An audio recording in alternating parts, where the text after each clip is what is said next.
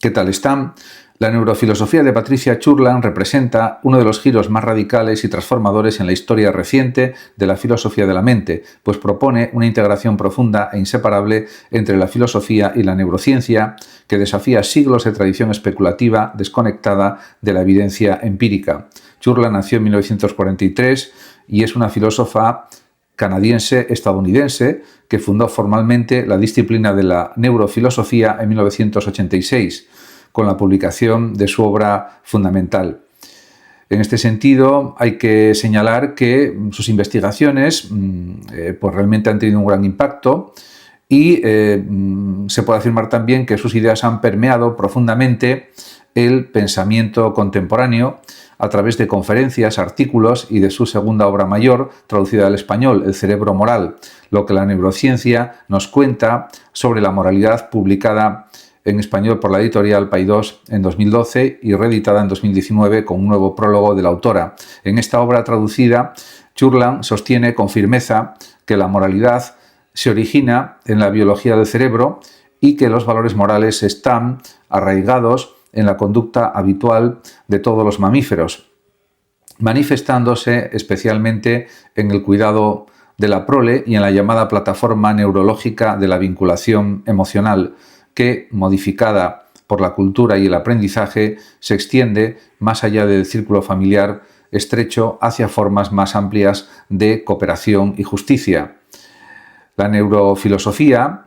de Churland parte de una premisa simple pero profundamente revolucionaria. Si no existe un alma no física separada del cuerpo, sino únicamente el cerebro físico y material, entonces todo lo que la neurociencia descubre sobre la estructura, función y dinámica del sistema nervioso debe ser relevante e indispensable para comprender la naturaleza de los fenómenos psicológicos, como por ejemplo la percepción, la memoria, el aprendizaje, la emoción, la conciencia, la toma de decisiones y la moralidad misma. Esta convicción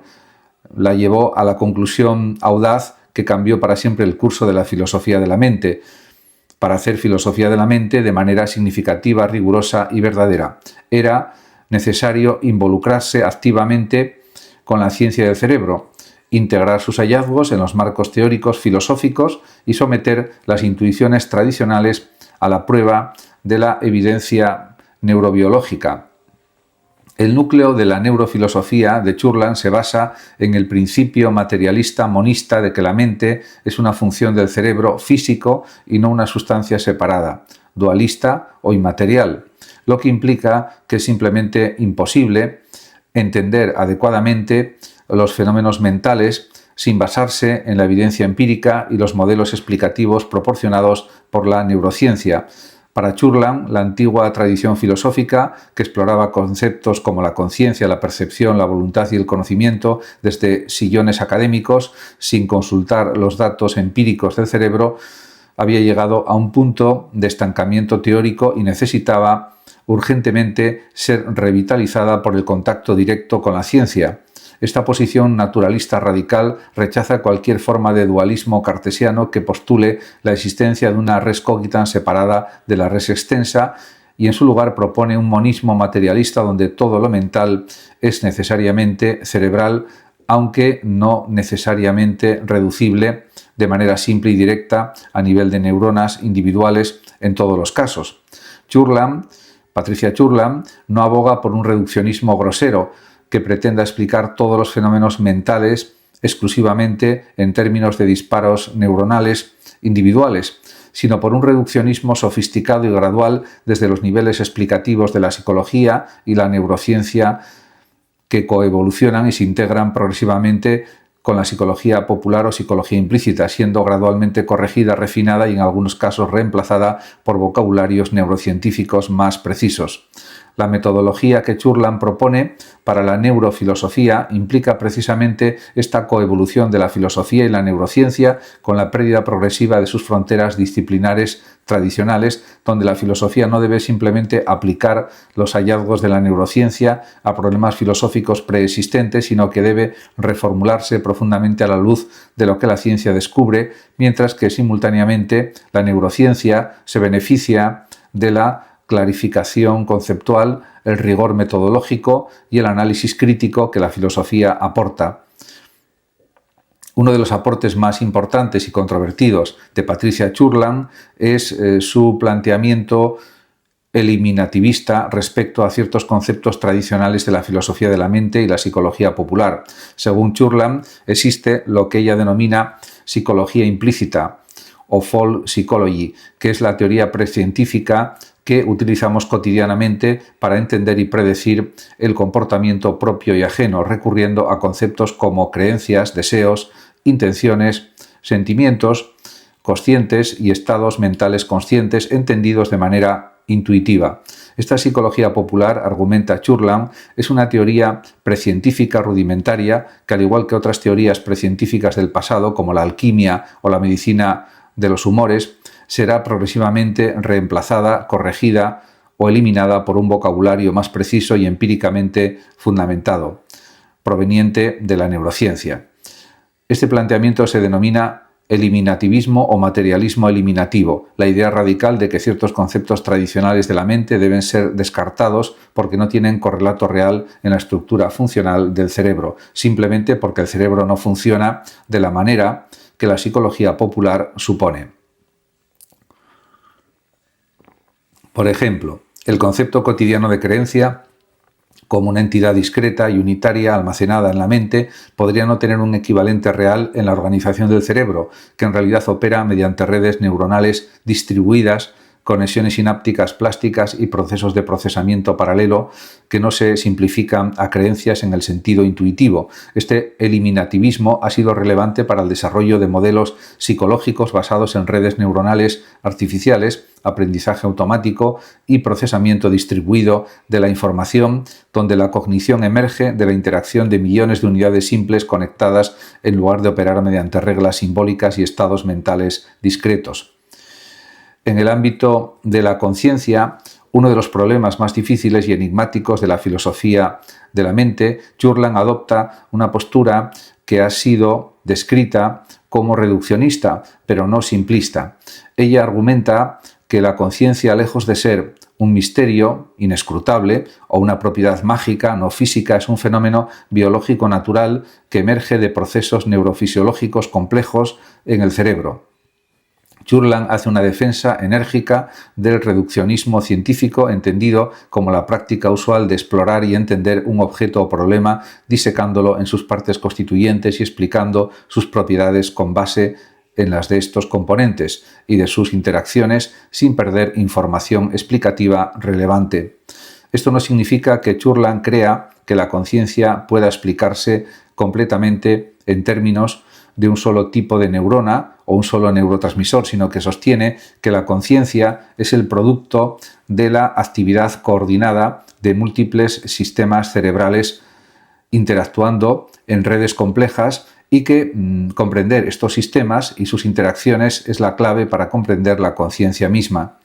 Churland cuestiona la idea de que exista un problema duro de la conciencia insoluble, como lo plantearía posteriormente David Chalmers, y en su lugar propone que lo que percibimos como misterio es simplemente ignorancia temporal de los mecanismos neuronales subyacentes, ignorancia que se disipará a medida que la neurociencia avance. Uno de los argumentos más conocidos de Patricia Churland en el ámbito de la neurofilosofía aborda directamente la preocupación de que la ciencia del cerebro pueda socavar conceptos fundamentales como el libre albedrío y la responsabilidad moral, dos pilares de nuestra práctica ética, jurídica y social.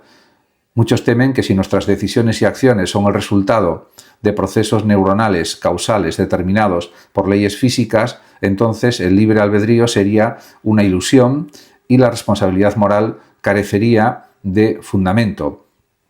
Churland argumenta firmemente que esta preocupación es infundada y que la neurociencia no elimina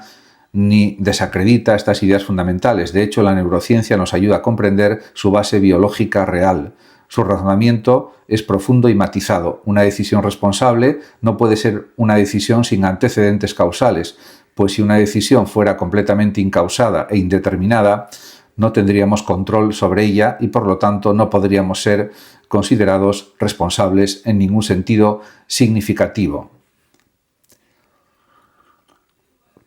Una decisión responsable, por el contrario, requiere deliberación, un proceso cognitivo complejo en el que sopesamos opciones, consideramos consecuencias, evaluamos información relevante, recordamos experiencias pasadas y proyectamos resultados futuros.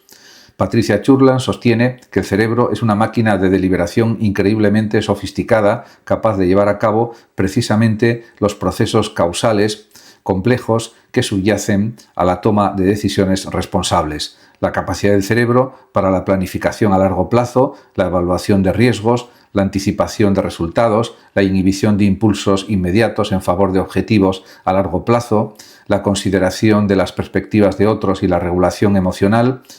es lo que nos permite actuar de manera que consideramos libre y responsable. Lejos de socavar el libre albedrío, la neurociencia nos ayuda en realidad a comprender su base biológica real, mostrando que el libre albedrío no es la capacidad de actuar fuera de la causalidad física, sino la capacidad de un sistema neural complejo para deliberar, considerar múltiples factores y actuar según razones que el propio sistema ha generado y evaluado. La responsabilidad moral, desde esta perspectiva, no requiere que nuestras decisiones sean incausadas o mágicamente libres de las leyes físicas, sino que nuestro cerebro posea la capacidad de autorregulación, deliberación y respuesta a razones, capacidades que son reales, biológicamente basadas y que pueden ser potenciadas o disminuidas mediante aprendizaje, experiencia e incluso modificación neural. En el ámbito de la moralidad y la ética, desarrollada exhaustivamente en su obra traducida El cerebro moral, lo que la neurociencia nos cuenta sobre la moralidad, Patricia Churland ha presentado una de las contribuciones más originales de su neurofilosofía, proponiendo que la moralidad no se funda en principios abstractos universales y racionalmente deducidos, como sugerían muchas tradiciones éticas filosóficas, sino en disposiciones cerebrales que evolucionaron para facilitar la convivencia y la cooperación en grupos sociales. En esta obra, en El cerebro moral, Churland describe la plataforma neurológica de la vinculación emocional, que, modificada por la cultura, el aprendizaje y la experiencia, se extiende más allá del cuidado de la prole hacia formas más amplias de altruismo, reciprocidad y justicia. Destaca varios factores neurobiológicos clave en la formación de la moralidad. Por ejemplo, el papel de la oxitocina en la formación de vínculos sociales, apego y comportamientos de cuidado y protección hacia otros, el sistema de recompensa dopaminérgico en la motivación hacia la cooperación, el altruismo y la conducta prosocial y la corteza prefrontal como base neuroanatómica fundamental para el juicio moral, la regulación emocional, el control de impulsos y la consideración de consecuencias a largo plazo. Desde la perspectiva neurofilosófica de Churland, la moralidad emerge de la evolución biológica como una adaptación que facilitó la supervivencia y reproducción de nuestros ancestros sociales. Los seres humanos son seres profundamente sociales que dependen de la cooperación, la confianza y el cuidado mutuo para sobrevivir y prosperar, y nuestro cerebro evolucionó con mecanismos neurales que nos motivan a actuar de manera moral, a sentir empatía hacia otros, a recompensar la cooperación y a castigar la traición. La oxitocina, por ejemplo, es una hormona y neurotransmisor que juega un papel crucial en la formación de vínculos sociales, el apego maternal, la confianza y la reducción del miedo en contextos sociales, y Churland argumenta que este sistema neuroquímico es una de las bases biológicas fundamentales de la moralidad humana. El sistema de recompensa dopaminérgico, por su parte, nos motiva a buscar la cooperación y la conducta prosocial al experimentar placer y satisfacción cuando actuamos de manera que beneficie a otros o fortalezca los lazos sociales. La corteza prefrontal, especialmente la corteza prefrontal ventromedial, es esencial para el juicio moral, ya que integra información emocional, social y racional para tomar decisiones morales complejas, y daños en esta región pueden resultar en déficits severos en el juicio moral y la conducta ética. Churland rechaza la idea de que exista una moralidad universal basada en principios racionales abstractos, independientes de la biología, y en su lugar propone que la moralidad es una construcción evolutiva biológica que varía culturalmente, pero que en realidad, según ella, tiene raíces neurobiológicas profundas y compartidas. Esto no significa que Churland caiga en un relativismo moral extremo, donde todo es igualmente válido, sino que reconoce que hay principios morales fundamentales arraigados en nuestra biología social que son casi universales, como el cuidado de los hijos, la reciprocidad, la justicia distributiva básica y la aversión a la tortura innecesaria, pero que las manifestaciones específicas de estos principios varían culturalmente y son moldeadas por la experiencia, el aprendizaje y el contexto social. Las ideas de Churland no están libres de críticas intensas y bien argumentadas que han generado un debate fértil en la filosofía contemporánea. Uno de los principales argumentos en su contra es que su enfoque puede ser demasiado reduccionista, pues al tratar de explicar fenómenos complejos exclusivamente en términos de procesos neuronales, los críticos argumentan que se pierde una comprensión más amplia y rica de esos fenómenos. Los filósofos de tradición no reduccionista o emergentista acusan a Churland de caer en un reduccionismo excesivo que ignoraría las propiedades emergentes de los fenómenos mentales que no pueden ser completamente explicados, estos fenómenos, por la descripción de sus componentes neuronales individuales.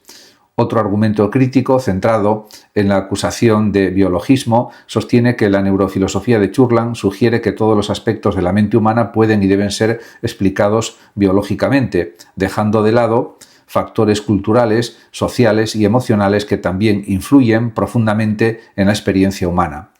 El eliminativismo de Churland ha sido criticado por simplificar en exceso la complejidad de la mente humana. Filósofos como John Searle han argumentado que, aunque algunos conceptos psicológicos pueden ser revisados o mejorados, eliminarlos completamente es una postura extrema y quizás innecesaria. Algunos críticos sostienen que conceptos como creencia, deseo y conciencia tienen un rol explicativo irreemplazable en la psicología, la vida cotidiana y la práctica social que no pueden ser completamente capturada por descripciones neuronales, ese mundo cotidiano, y que incluso si el cerebro no funciona exactamente como la psicología popular supone, esto no implica que estos conceptos deban ser eliminados, sino reformulados. Además, algunas de sus obras han sido cuestionadas por su tono provocativo y desafiante, lo cual, aunque ha servido para atraer atención y debate, también ha generado resistencia entre aquellos que ven sus propuestas como una amenaza a tradiciones filosóficas bien establecidas. En el ámbito de la ética filosófica tradicional, filósofos morales como Adela Cortina y Jesús Conil han criticado el naturalismo moral de Churland, señalando que la tesis de que la moral se basa en el sentimiento de apego y el cuidado de los cercanos impulsado por genes y sustancias como la oxitocina no termina de explicar fenómenos morales complejos como, por ejemplo, la justicia universal, los derechos humanos, la moralidad hacia extraños o enemigos y la autonomía moral racional. Estos críticos argumentan que Churland establece una falsa dicotomía entre lo natural y lo sobrenatural, cuando en realidad la racionalidad moral tiene fundamentos neurocerebrales sin perder su carácter racional y normativo. También se ha criticado que el naturalismo ético de Churland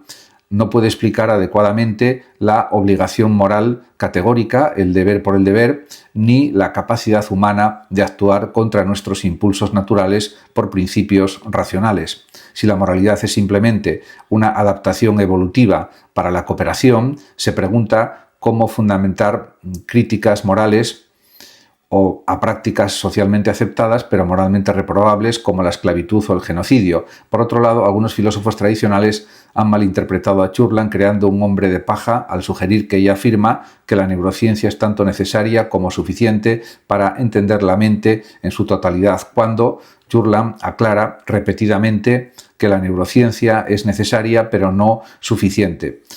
Cualquier teoría seria de la mente debe ser compatible con lo que sabemos sobre el cerebro, pero la neurociencia por sí sola no lo explica todo. Churland no descarta la psicología ni la ciencia cognitiva, sino que argumenta que deben ser reformuladas a la luz de la neurociencia. no eliminadas, y su crítica es principalmente a la filosofía de Sillón, sin datos empíricos, no a otras ciencias de la mente bien fundamentadas y desarrolladas. En el ámbito de la conciencia y los qualia, filósofos como David Chalmers y Thomas Nagel han argumentado que Churland subestima la complejidad del fenómeno consciente y su carácter misterioso, sosteniendo que su reduccionismo no logra explicar adecuadamente la experiencia subjetiva, el que se siente siendo consciente, que algunos consideran una cuestión realmente crucial. Muchas gracias a todos por su atención y hasta mi próximo vídeo. El que lo desee puede compartir este vídeo, darle like o suscribirse a mi canal de YouTube. Hasta siempre.